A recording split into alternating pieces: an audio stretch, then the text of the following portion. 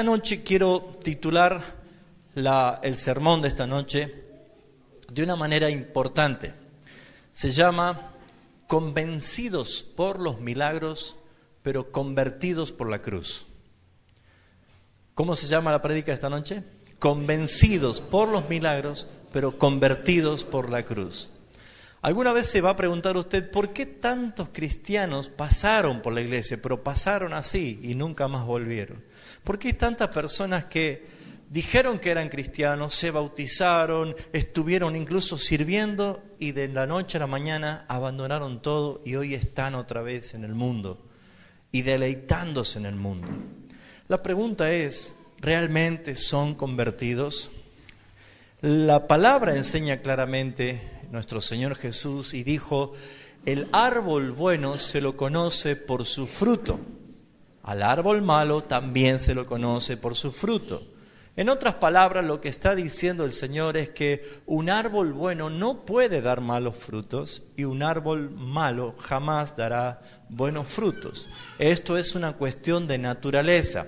Si yo digo que soy cristiano, pero amo al mundo, pongo en segundo, tercero o décimo lugar el estar adorando al Señor o congregarme, porque antes me quedo a ver partido en la casa, me voy de fiesta, elijo cualquier otra cosa antes que servir al Señor, déjeme decirle que la naturaleza que gobierna a esa persona no es nacida de nuevo. Por lo tanto, ha sido una persona convencida, pero nunca llegó a ser convertida. Ahora, ¿es Dios un Dios de milagros? Sí. ¿Es Dios un Dios de milagros? Por supuesto que sí. Lo que tenemos que ver es que la Biblia enseña que los milagros han sido manifestados o utilizados por Dios para demostrar a los incrédulos que Él es Dios y que tiene poder. Lo mismo que las señales.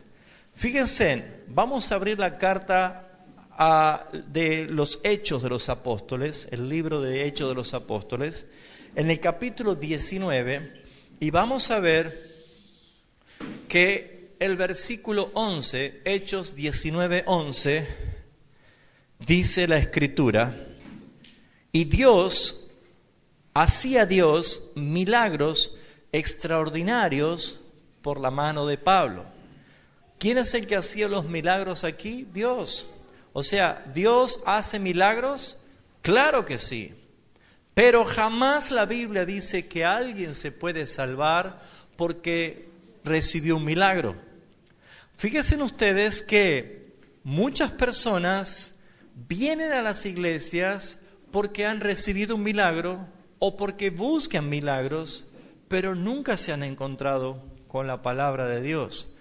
Pero si nosotros podemos preguntarnos, ¿es únicamente Dios el que hace milagros? Vamos a ver qué dice la Escritura. Segunda de Tesalonicenses, capítulo 2, dice claramente el apóstol Pablo, en Segunda de Tesalonicenses, capítulo 2, versículo 9, dice que el inicuo, cuyo advenimiento es por obra de Satanás, con gran poder y señales y prodigios mentirosos. Acá dice que Satanás también hace milagros y prodigios. Prodigios son señales, pero son ¿cómo? Mentirosos. Entonces encontramos aquí que tenemos Dios que hace milagros, Dios que hace señales, pero encontramos que la Biblia dice que también Satanás hace milagros y señales mentirosos. Vayamos a Éxodo, capítulo 7. Cuando Dios había encomendado a Moisés que liberara al pueblo de la esclavitud en Egipto, Moisés debía presentarse delante del faraón. Y Dios le había dicho que él iba a acompañar y a respaldar su misión con señales milagrosas. Y fíjese lo que dice el capítulo 7 de Éxodo, versículo 8. Habló Jehová a Moisés y a Aarón diciendo: si Faraón os respondiere diciendo: mostrad milagros, muéstrame un milagro. Faraón decía esto: dirás a Aarón: toma tu vara y échala delante de Faraón, para que se haga ¿qué cosa? Una culebra. Vinieron pues Moisés y Aarón a Faraón, e hicieron como Jehová le había mandado. Y echó Aarón su vara delante de Faraón y sus siervos. ¿Y qué pasó? Milagro. Se hizo una culebra. Pero, ¿qué sucedió? Versículo 11. Entonces llamó también Faraón a los sabios y hechiceros. ¿A quién llamó? A los sabios y hechiceros, o sea, a los brujos. E hicieron también lo mismo los hechiceros de Egipto con sus encantamientos. O sea que los brujos y los hechiceros también hacen milagros, también hacen señales. ¿Entiende por qué hay tantas personas que llegan a las iglesias y están por un tiempo nada más?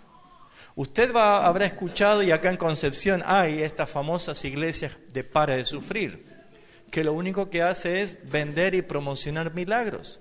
Pero también hay muchas iglesias evangélicas que no anuncian la palabra de Jesucristo, sino que dicen: vengan a la gran campaña de milagros y sanidades.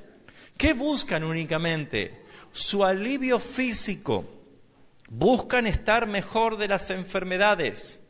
No estoy diciendo que Dios no sane, claro que sí hace, pero lo hace conforme a su voluntad.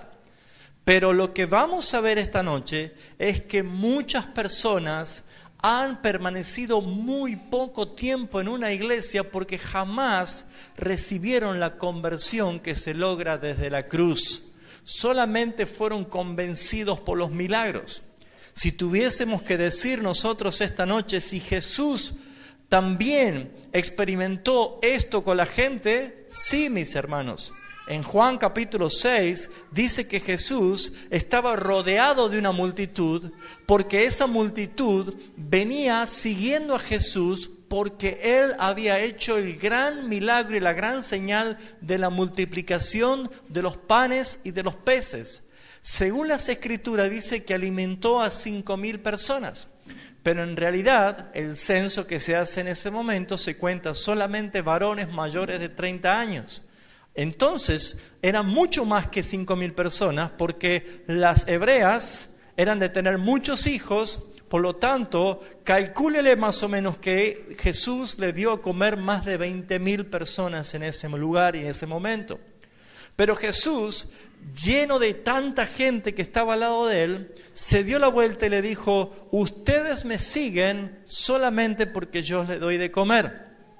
Pero si quieren seguirme, tome su cruz, niéguese a sí mismo. Que el que tenga hambre, ya no le voy a volver a dar de comer de esa forma milagrosa. El que tenga hambre, coma mi carne y beba mi sangre, porque el que come y bebe de mí no tendrá hambre ni sed jamás. Le está hablando de vida eterna. ¿Sabe qué pasó con toda esa multitud? Se dio la vuelta y se fue ofendido. Por eso Jesús le dijo a sus 12 apóstoles, le dijo: ¿que ustedes también se quieren ir?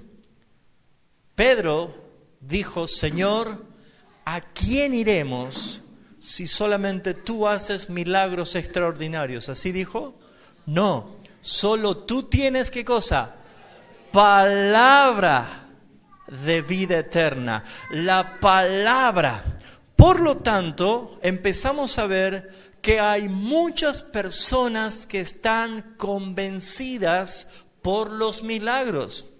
Pero vamos a ver en Mateo capítulo 7 que muchos lugares que se ofrecen milagros como si fuera un supermercado, como un delivery, llame ya y reciba su milagro, porque así hacen muchas personas.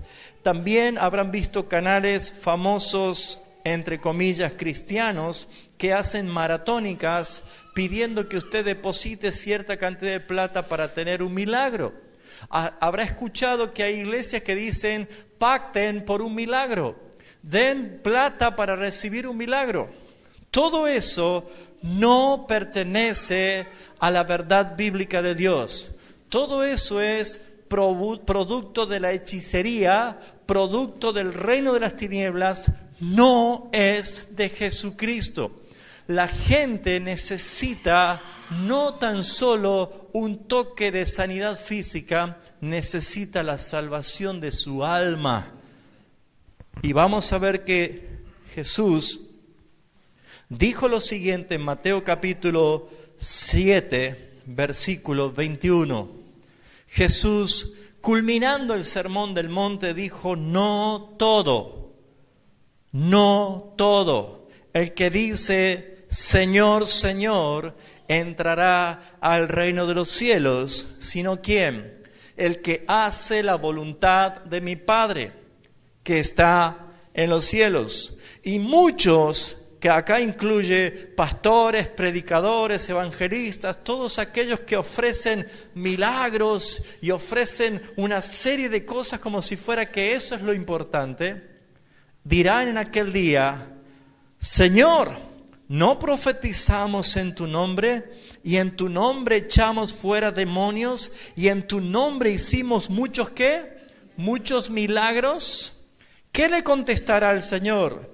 Entonces les declararé: nunca os conocí, apartaos de mí, hacedores de ¿qué? De maldad. Los milagros y las señales y todo lo que no proviene de Dios, sino del argumento de las tinieblas, Jesús dice, son hacedores de maldad. ¿Entiende por qué hay tantas personas que dicen: yo iba a una iglesia, pero resulta de que después me aparté y ahora estoy en el mundo? Saben, hermanos, cuando alguien se encuentra con Jesucristo, el que salva, nunca jamás vuelve al mundo. Jamás vuelve atrás. Puede decaer en sus fuerzas, puede decaer en su fe, puede pasar momentos de pruebas, pero siempre es consciente de estar bajo el temor santo y reverente de un Dios justo. Y no va a volver atrás, como dice Hebreos. Nosotros no somos como los que retroceden, sino que perseveramos para vida eterna. Entonces se va a dar cuenta, mis hermanos, que la evidencia de milagros en una persona no es absolutamente ninguna garantía de esa persona fue salvada. ¿Conoce usted lo que pasó con los 10 leprosos? Vinieron 10 leprosos, muy enfermos, muy leprosos, y desde lejos se pararon delante de Jesús y le dijeron: Señor, ten misericordia de nosotros. Y dijo: si tú quieres, puedes sanarnos. Y Jesús, mirándolo, le dijo: vayan y muéstrense al sacerdote. Ellos se fueron a buscar el testimonio del sacerdote, y mientras iban, dice la palabra, los 10 fueron sanados. ¿Recibieron un milagro de parte de Dios? Sí, no fue Satanás el que lo sanó allí, sino que fue Jesús de parte del Padre. Pero, ¿qué sucedió? Dice que uno solo volvió a darle gracias y Jesús le dice: ¿no fueron 10 los que se sanaron? Sí, le dice. ¿Y dónde están los otros 9? Y al que volvió le dijo: vete, tu fe te ha salvado. ¿Qué está diciendo Jesús? Los otros 9 recibieron milagros, están sanos físicamente, pero se fueron sanos al infierno. Porque no es los milagros y las sanidades una garantía.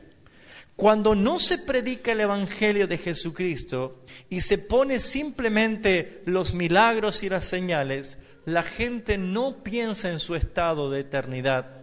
La gente busca solamente cómo estar bien aquí y cómo se necesita para mejorar su vida para estar bien. Y de pronto la iglesia que no predica el evangelio de Jesucristo se transforma como el curandero de turno de la gente.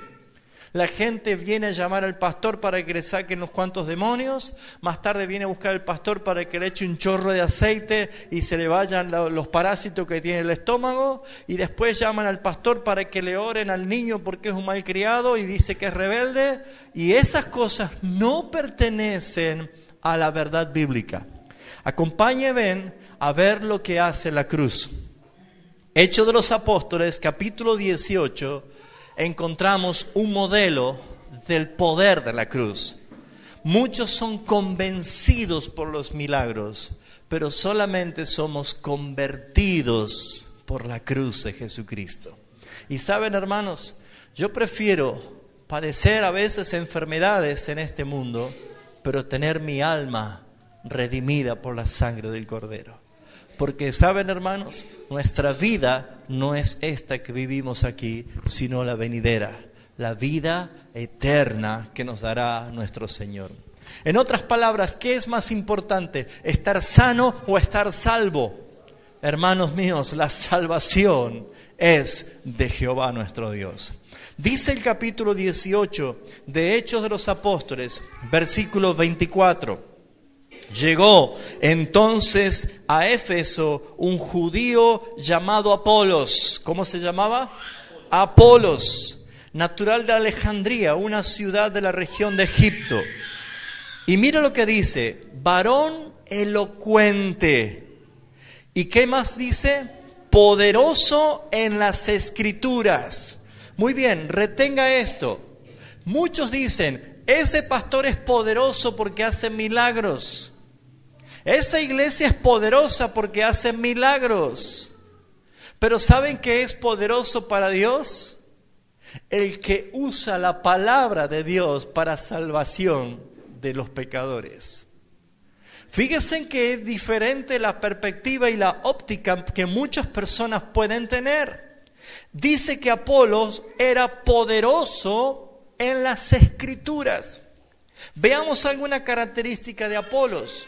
Dice el versículo 25, este había sido instruido, educado, enseñado en el camino del Señor. Y siendo de espíritu fervoroso, hablaba y enseñaba ¿cómo? Diligentemente. ¿Sabe lo que es diligentemente? Con rapidez, con prontitud. No dejaba pasar un momento. Él buscaba la oportunidad y llevaba el mensaje y el evangelio de Jesucristo a todo lugar. Pero acá hay algo que tenemos que ver. Este Apolos era un discípulo de Juan el Bautista. ¿Se acuerda que Juan el Bautista es el que bautizó a Jesús, no es cierto? Pero Juan el Bautista tenía discípulos, por lo tanto era uno de los salvados por la fe en el Antiguo Testamento, y él era un discípulo de Juan el Bautista. Los discípulos de Juan el Bautista tenían una característica: predicaban el arrepentimiento, pero esperaban el advenimiento del Mesías. Este Apolos era una persona que se había convertido por la fe en la esperanza del Mesías. Pero dice el versículo 25 que hablaba diligentemente de lo concerniente al Señor. ¿Saben cuál es una iglesia poderosa? Una iglesia poderosa es la que predica a Cristo. Una iglesia poderosa es la que utiliza la palabra de Dios. Una iglesia poderosa es una iglesia que aprende, que es instruida, que es educada por la palabra de Dios. Muchas personas dicen, en esa iglesia hay poder. ¿Por qué? Porque la gente llora. Porque la gente siente fuego en su corazón. Y saben, hermanos, las emociones, yo he visto hinchadas en las tribunas llorar cuando su equipo salía campeón, y no podemos decir que era el Espíritu Santo que estaba obrando allí. Yo puedo ver que hay personas que sienten como un fuego, una adrenalina en un recital de rock. Y no podemos decir que esa es la obra del Espíritu Santo allí. Solamente son expresiones emocionales, subjetivas. No tiene nada que ver con la verdad bíblica. Preste atención lo que dice acá. Y comenzando, dice el versículo, aunque solamente conocía el bautismo de Juan. Apolos era como cualquiera de nosotros que conocía de una forma el Evangelio. Apolos era una persona que conocía de una manera el Evangelio, pero no conocía más profundamente porque le faltaba un encuentro con Jesucristo. Pero dice el versículo 26, y comenzó a hablar con denuedo en la sinagoga, pero cuando lo oyeron Priscila y Aquilas, le tomaron aparte. ¿Quién era Priscila y Aquila? Un matrimonio que había estado con Pablo. Esto lo dice en los primeros versículos del capítulo 18. Priscila y Aquilas habían estado con el apóstol Pablo y Pablo se había quedado en su casa. Entonces ellos recibieron toda la enseñanza del apóstol Pablo, de tal manera que cuando ellos estaban escuchando a Apolos, que hablaba del Mesías y hablaba con tanto fervor, hablaban con tanta elocuencia, ellos se dieron cuenta de que Apolos tenía poder en la palabra, pero le faltaba ¿qué cosa? Acomodar y conocer de quién estaba hablando. Que el Mesías que él decía es Jesús. Por eso dice el versículo 26 que Priscila y Aquila le tomaron aparte y le expusieron más exactamente el camino de Dios. Les enseñaron. ¿Saben cuál es mi tarea aquí, hermanos, en la iglesia con ustedes? Es enseñarles más exactamente lo que de Dios habla la palabra. Porque muchos de nosotros hemos sido engañados. Muchos de nosotros hemos vivido en una burbuja. Muchos de nosotros hemos vivido por la espuma y no por la esencia. Y hoy nos estamos dando cuenta, hermanos, que lo que más necesitamos es creer en el Evangelio de Jesucristo. Este predicador llamado Apolos conocía solamente el Evangelio de Juan el Bautista, pero aquí ellos, Priscila y Aquila, le hablaron del Evangelio de la gracia, le hablaron del Evangelio de la cruz. ¿Y qué pasó? Dice el versículo 27, y queriendo él, Apolos, pasar a Acaya, los hermanos le animaron y escribieron a los discípulos que le recibiesen, y llegando él allá, ¿qué pasó? Fue de gran provecho. ¿Por qué? Porque no tan solo conocía la palabra, sino que ahora predicaba a Cristo y a este crucificado. Predicaba el verdadero evangelio. Y mis hermanos, dice el versículo 28, porque con gran vehemencia refutaba públicamente a los judíos, demostrándoles por las Escrituras que Jesús era el Mesías. Por eso es que ahora Apolos tenía muy en claro su mensaje. Esto que estoy diciendo que ha pasado con Apolos es lo que está pasando con nosotros en este tiempo. Antes predicábamos a un Jesús que sana y salva. Hoy predicamos a un Jesús que salva y si Él quiere sana. Porque saben, hermanos, ¿cuál es el problema? Si mi cuerpo no se sana físicamente, pero tengo la seguridad eterna de que mi alma ha sido redimida por el Cordero. Hermanos míos, el mismísimo apóstol Pablo, siendo él, el apóstol Pablo, que había estado en el tercer cielo, arrebatado por el Señor, él le rogaba que le quite el aguijón. ¿Saben qué le dijo el Señor? Bástate mi gracia. Mi amor es todo lo que necesitas, le dijo. ¿Saben, hermanos? Pablo no se sanó. Dice, Dios hacía milagros extraordinarios por la mano de Pablo, pero Pablo no se sanó. Entonces no es lo que buscamos, la sanidad física. Buscamos, amados hermanos, la salvación del alma. Entonces, ¿qué es lo que pasó en Apolos? ¿Por qué él fue de gran provecho a los hermanos? ¿Y por qué ahora predicaba acerca de que Jesús era el Cristo utilizando las Escrituras? ¿Sabe qué había pasado, hermano? Lo que está pasando con nosotros. No tan solo vemos que Dios puede hacer milagros, nos enfocamos en que la cruz del Calvario, ese es nuestro evangelio, ese es nuestro mensaje. Por eso dice el versículo 24 que Apolos era poderoso en las Escrituras. Si nos acompaña, hermano, al Romanos capítulo 1, versículo 16, explica por qué era poderoso en las Escrituras. Luego que Priscila y Aquila le enseñaron acerca de Jesucristo, él fue poderoso en las Escrituras. ¿Por qué? Romanos 1, 16 dice, porque no me avergüenzo del Evangelio, porque es poder de Dios. ¿Para qué? ¿Para sanar, dice? No, para salvación a todo aquel que cree, al judío primeramente y también al griego. Fíjense, amados hermanos, qué importante es ver que el poder que transforma la vida de una persona es el Evangelio de Jesucristo. ¿Y saben qué es esto? Muchas personas nunca han prestado atención a esta palabra. Imputación. ¿Qué es el Evangelio? Es imputación. Y hay otra palabra más. Sustitución. ¿Sabe qué es esto? Esto es el Evangelio.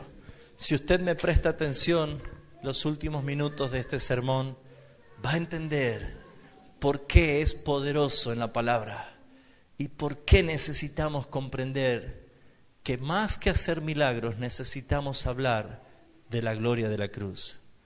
¿Por qué? Porque en la gloria de la cruz hubo una sustitución y hubo una imputación. ¿Qué es la sustitución? Usted habrá leído muchas veces en la Biblia versículos que dicen en Cristo, en Jesús, en Él. ¿Se acuerda de algún texto? Todo lo puedo en Cristo que me fortalece. De modo que si alguno está en Cristo, nueva criatura es. Primera de Juan dice, el que está en Cristo no peca. Primera de Juan capítulo 5 dice, el que fue engendrado por Dios Padre y está en Cristo, el enemigo no le toca. Todo lo que dice en habla de sustitución, porque nosotros estamos en Él. ¿Sabe qué es sustitución? Alguien tomó tu lugar. Todos nosotros somos pecadores, hemos nacido pecadores y no hay méritos que podamos hacer para alcanzar la salvación. Pero Jesús vino a este mundo. ¿Para qué vino Jesús a este mundo? Para salvarnos, ¿cierto? ¿Y cómo nos salvó? Muy bien, muriendo en la cruz. Pero saben, si Jesús hubiera venido el Viernes Santo para morir y resucitaba el domingo y se iba, ¿era completa la obra? No, porque no vino únicamente a morir. Él nació y vivió y murió para que se imputara justicia en nosotros. ¿Saben por qué? Porque la muerte de Cristo solamente resolvió nuestra condición de culpabilidad y condenación. Él pagó para que nosotros no seamos condenados. Pero saben, Jesús no tan solo murió, Él nació, Él vino a vivir en este mundo. Dios nació como un bebé. ¿Y saben por qué? Porque Él tomó nuestro lugar. Voy a decírtelo esto para que lo comprendas mejor, hermano.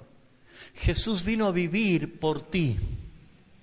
Jesús vino a hacer lo que tú y yo no podemos hacer. ¿Usted pudo obedecer en forma perfecta a sus padres? No.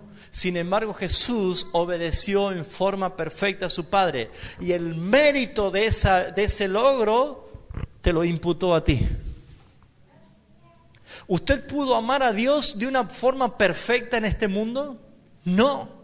Pero Él amó al Padre en una forma perfecta y esa victoria y ese logro te lo imputó a ti. ¿Usted pudo guardar esos 10 mandamientos en forma perfecta? No.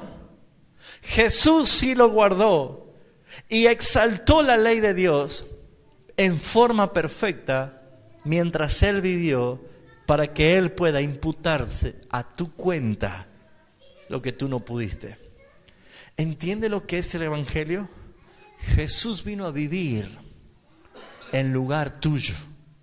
Y Jesús vino a morir en vez de que tú mueras. Y lo que Él logró, lo que Él ganó por ti, la victoria que Jesús tuvo, cuando el Padre perdonó tus pecados, te lo perdonó porque Jesús pagó por tu culpabilidad. ¿Sabes por qué nosotros tenemos la salvación eterna?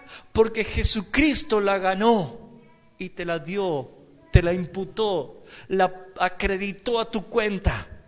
Y nosotros lo único que tenemos que hacer es creer en la obra de Jesucristo. Solamente creer, reconocer que soy un pecador, reconocer que yo no tengo mérito. Hermanos, no podemos hacer méritos para salvarnos. Creo que más veces pecamos en el día haciendo méritos para ser condenados que obras buenas, ¿sí o no? Claro que sí.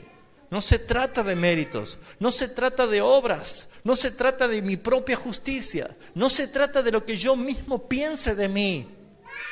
Ninguno de nosotros puede alcanzar la salvación, solamente Jesucristo. Él tomó tu lugar, sustitución, y cuando Él murió y satisfizo la justicia del Padre, la justicia que Él logró, te la imputó a ti.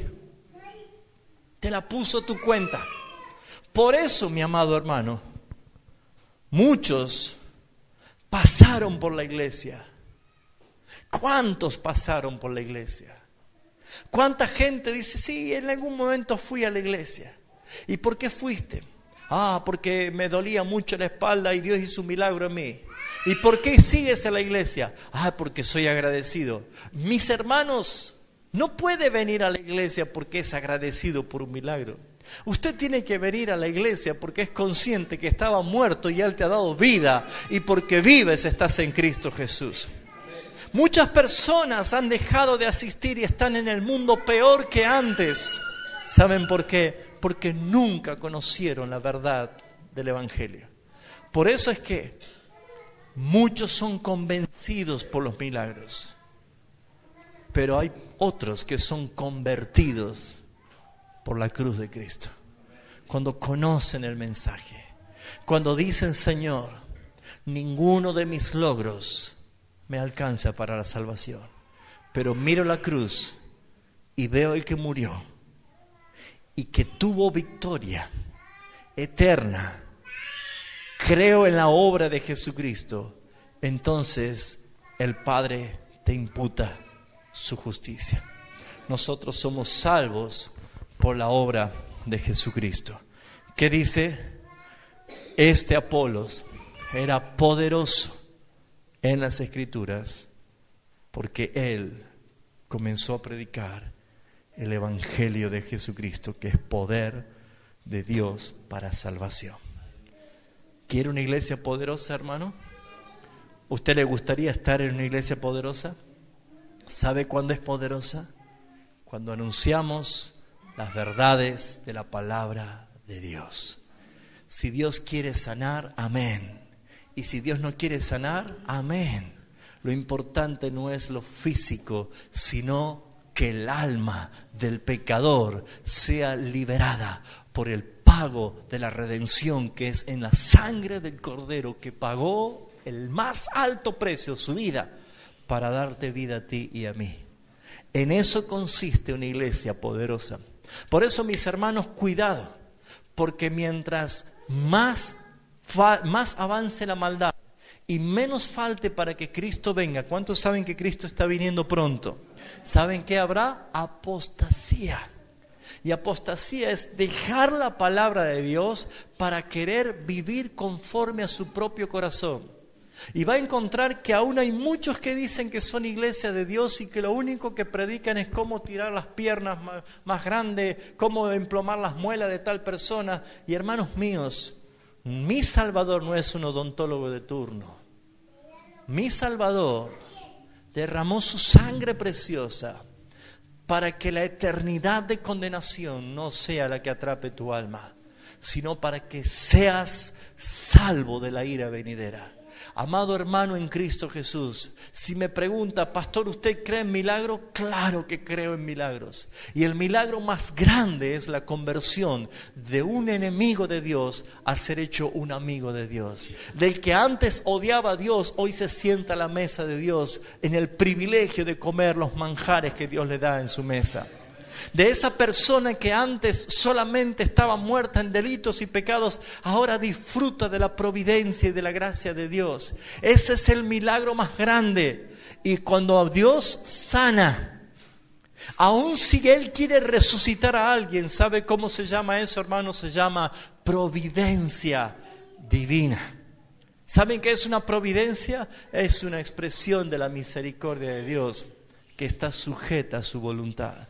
Pero saben, hermanos, nosotros debemos procurar primeramente que tu alma esté salva, para que entonces pueda predicar como Apolos el verdadero evangelio y ser poderoso en las Escrituras. Amados hermanos, ya le dijimos, estudie la palabra.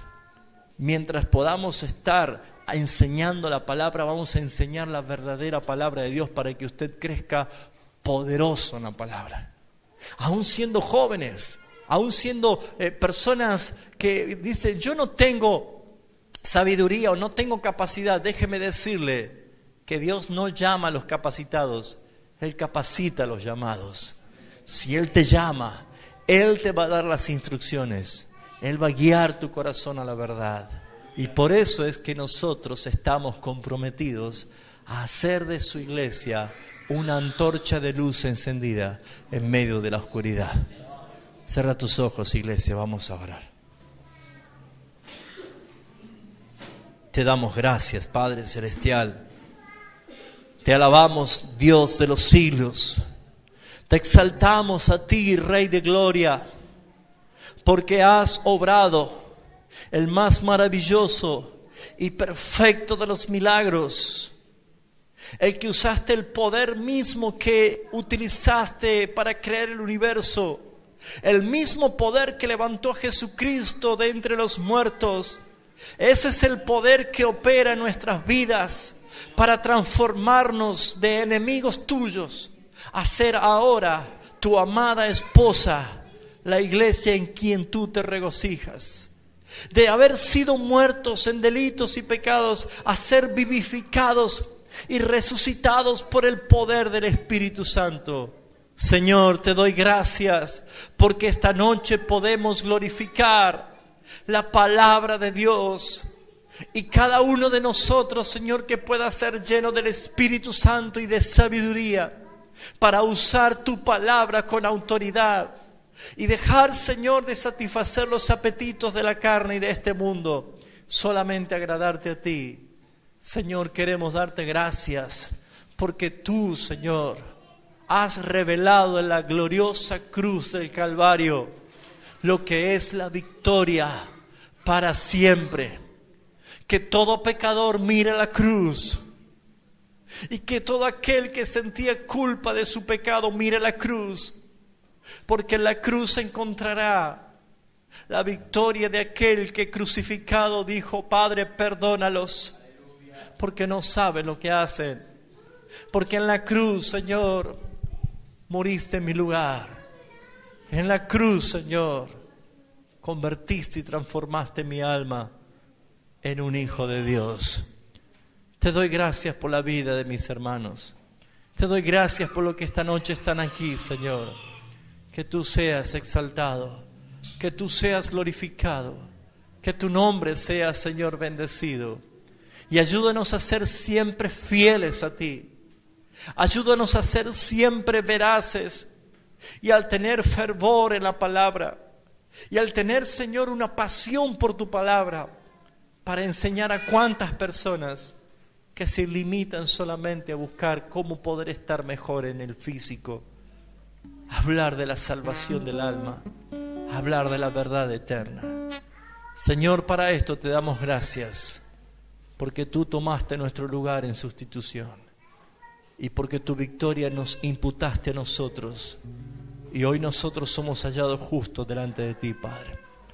Toda la gloria y toda la honra y toda la alabanza sea para ti, Señor Jesús. Gracias, gracias, Señor. Gracias por los méritos de Cristo en la cruz. En el nombre del Padre, y del Hijo, y del Espíritu Santo. Amén, amén y amén. Que el Señor bendiga a su iglesia. Que seamos llenos de sabiduría en ese tiempo y que caminemos en la gracia del Señor. Amén.